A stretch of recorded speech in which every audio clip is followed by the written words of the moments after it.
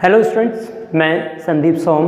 आज हम आपके सामने जो हमारा चैप्टर है जो फिजिक्स के अंदर 11th फिजिक्स में हमारा चैप्टर पार्ट फर्स्ट की बात कर रहे हैं, यूनिट एंड मेजरमेंट। उसको हम आज स्टार्ट कर रहे हैं मात्रक एवं विमाएँ।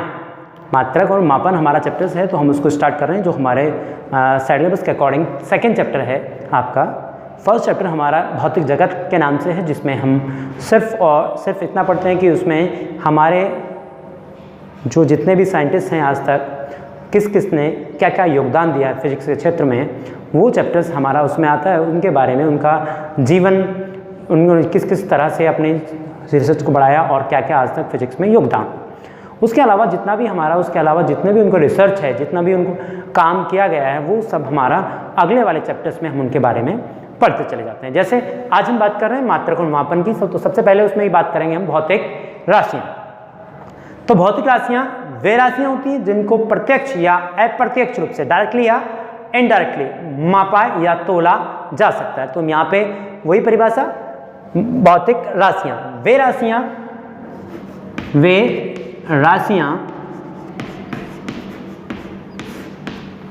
जिनको प्रत्यक्ष या अप्रत्यक्ष रूप से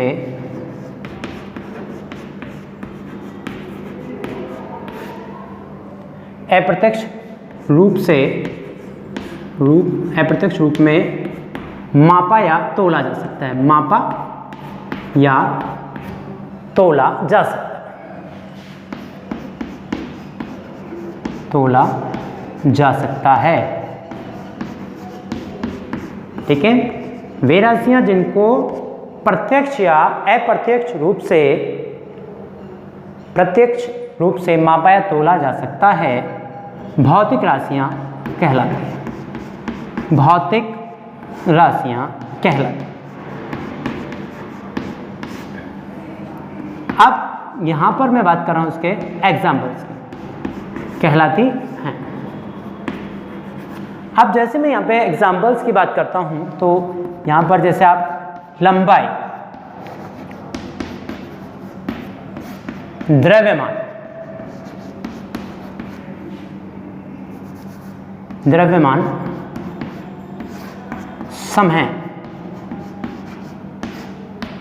समय के बाद बल के बाद हम इसमें कार्य इत्यादि।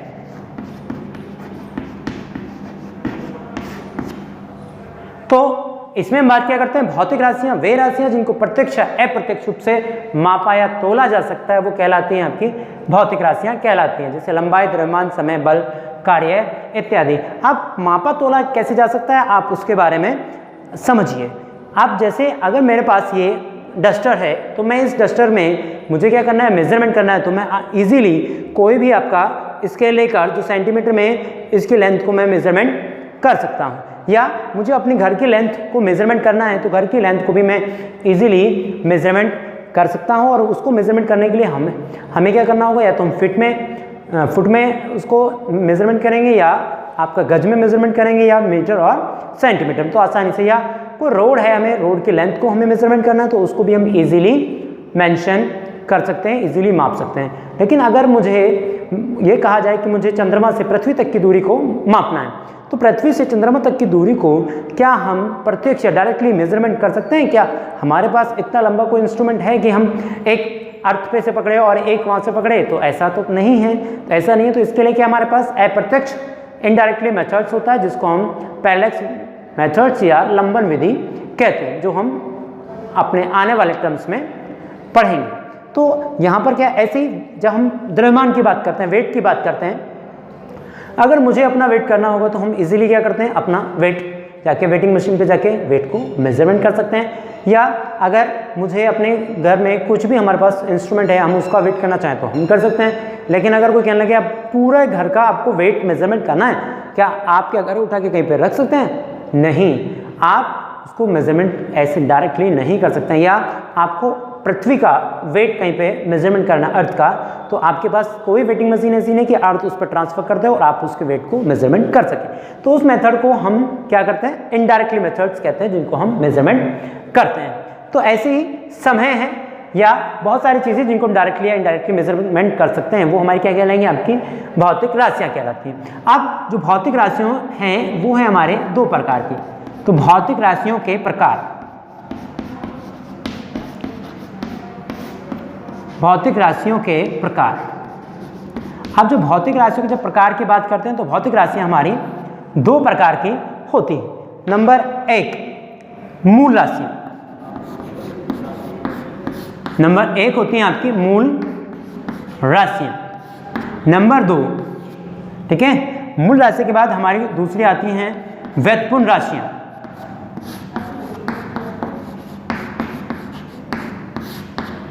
व्युत्पन्न राशियाँ, अब मूल राशि क्या है और व्युत्पन्न राशि क्या है।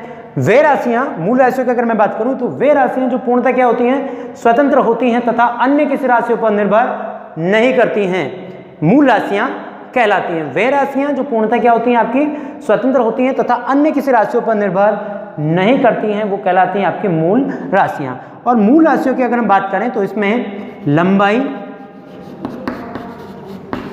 द्रव्यमान और समय, लंबाई, द्रव्यमान और समय, ये क्या है, हमारी मूल राशियाँ। सबसे बेसिक जो फंडामेंटल राशियाँ हैं वो हमारी क्या है, लंबाई, द्रव्यमान और समय। हालांकि आज के समय में जब हम इनकी बात करते हैं मूल राशियों की, तो इनकी संख्या हम 7 पढ़ते हैं, और इसमें लंबाई, द्रव्यमान, समय, ताप, विद्युत धारा, ज्योति तीव्रता, पदार्थ की मात्रा की हम इसमें चर्चा करते हैं। तो वो क्या है, हमारी मूल राशियाँ। अब ऐसे क्या है, व्युत्पन्न राशियाँ, ठीक है। हमने बताया कि मूल राशियाँ वे राशियाँ जो पूर्णतः स्वतंत्र होती हैं, अन्य किसी राशियों पर निर्भर नहीं करती हैं, मूल राशियाँ कहलाती हैं। अब इसमें बात आती है आपकी व्युत्पन्न राशियाँ। तो व्युत्पन्न राशियाँ वे राशियाँ होती हैं जो मूल राशियों के पदों में व्यक्त की जाती हैं, या ये कहें कि मूल राशियाँ जो मूल राशियों पर निर्भर करती हैं वो क्या लगती हैं, अपनी व्युत्पन्न राशियाँ, मतलब अपने आप ये स्वतंत्र नहीं होती हैं, डिपेंड करती हैं। जैसे आज अगर आप लोग जो भी स्टूडेंट्स हैं जो कहीं पढ़ते हैं, वो डायरेक्टली क्या होते हैं, आपके डिपेंड हैं आप अपने पेरेंट्स के ऊपर। अगर आपके पेरेंट्स के भी इस समय क्या है, ऊपर पेरेंट्स हैं, तो आपके पेरेंट्स भी हो सकता है उन पर डिपेंड हों, क्योंकि फाइनेंशियल कंडीशन के लिए हम उन पर निर्भर रहते हैं या उनके अकॉर्डिंग हमें चलना होता है। तो हम क्या है, इसका मतलब उन पर क्या है, डिपेंड है। और अब यदि आप स्वतंत्र रूप से कहीं से आप बाहर रहते हैं कि कुछ भी अपने आप कर सकते हैं, जा सकते हैं, तो वो आप क्या कहलाते हैं, उस समय इंडिपेंडेंट कहलाते हैं, स्वतंत्र कहलाते हैं। अपनी मर्जी से आप जो चाहें वो कर सकते हैं। तो वो आपके जो व्युत्पन्न राशि हैं वो डिपेंडेंट है किस पर, मूल राशियों पर। तो हम इसकी परिभाषा कुछ इस तरह से बताएंगे, वे राशियाँ जो मूल राशियों के पदों में व्यक्त की जाती हैं, या वे राशियाँ जो पूर्णतः स्वतंत्र नहीं होती है, मूल राशियों के पदों में व्यक्त की जाएंगी, वो आपकी व्युत्पन्न राशियाँ कहलाती हैं। अब व्युत्पन्न राशियों के लिए जब हम एग्जाम्पल्स की यहाँ पे डिस्कस करते हैं, तो आपने जितना भी बल, कार्य, संवेग, कोई भी आपके ऊर्जा के रूप में आप जब भी लेके चलते हैं, तो वो क्या कहलाती हैं, आपकी व्युत्पन्न राशियाँ। तो ये क्या है, हमारी मूल राशियाँ और व्युत्पन्न राशियाँ।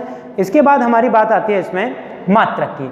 जब हम मात्रक के यहाँ पे डिस्कस करते हैं, तो मात्रक क्या होते हैं, जो किसी भी वस्तु को मापने के काम आते हैं, वो क्या कहलाते हैं, उसके मात्रक, या जिनसे कोई भी वस्तु को मापा जाता है।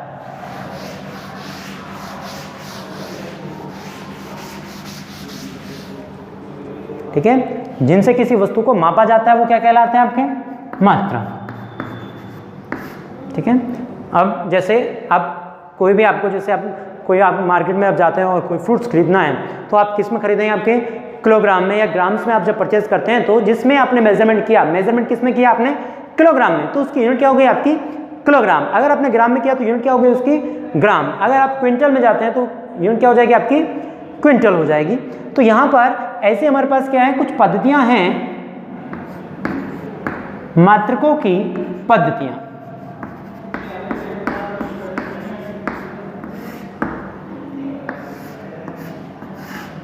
मात्रकों की हमारी क्या होती है, कुछ पद्धतियाँ होती हैं जिनको हम मेजरमेंट करते हैं या जिनमें मेजरमेंट करते हैं। तो मेनली हमारे पास जो मात्रकों की हैं वो 4 पद्धतियाँ हैं। सबसे पहले मैं यहाँ पे बात करता हूँ तो यहाँ पे बात आती है MKS पद्धति। अगर मैं दूसरी वहाँ पे बात करता हूँ तो आती है CGS पद्धति। थर्ड की जब मैं बात करता हूँ तो यहाँ पे क्या आता है FPS पद्धति। चौथे की जब मैं बात करता हूँ तो यहाँ पर क्या है आपका SI पद्धति। SI का मतलब होता है अंतरराष्ट्रीय पद्धति, सिस्टम इंटरनेशनल। तो यहाँ पर जब हमने फर्स्ट ऑफ ऑल बात की MKS पद्धति, तो हम क्या कहते हैं, इस पद्धति में जो लंबाई का मात्रक है, M का मतलब यहाँ से क्या है आपका M है, तो इसमें आपका मीटर। अब K का मतलब यहाँ पे क्या है आपका किलोग्राम से है, और S का मतलब यहाँ पर आपका सेकंड से।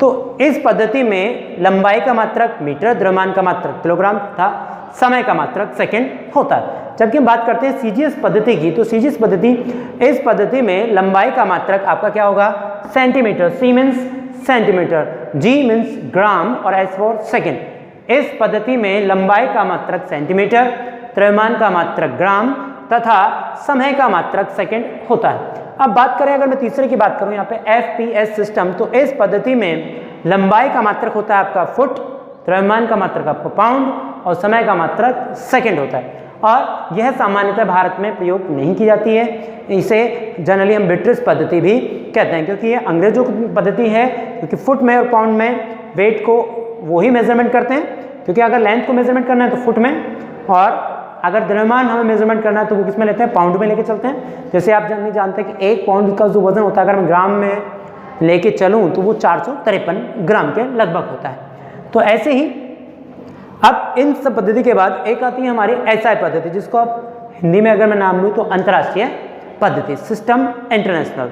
जब यहाँ पे सिस्टम इंटरनेशनल की बात करते हैं तो क्या है, 1960 में 1960 में एक कमेटी बनाई गई थी, CGBM इंटरनेशनल वेट अंतर्राष्ट्रीय मापतोल समिति। एक कमेटी बनाई गई थी 1960 में, जिसमें लगभग 200 कंट्रियों ने लगभग पार्टिसिपेट किया था, और एक नाम दिया कि हम जो भी मेजरमेंट करेंगे, मतलब अब उसका पूर्व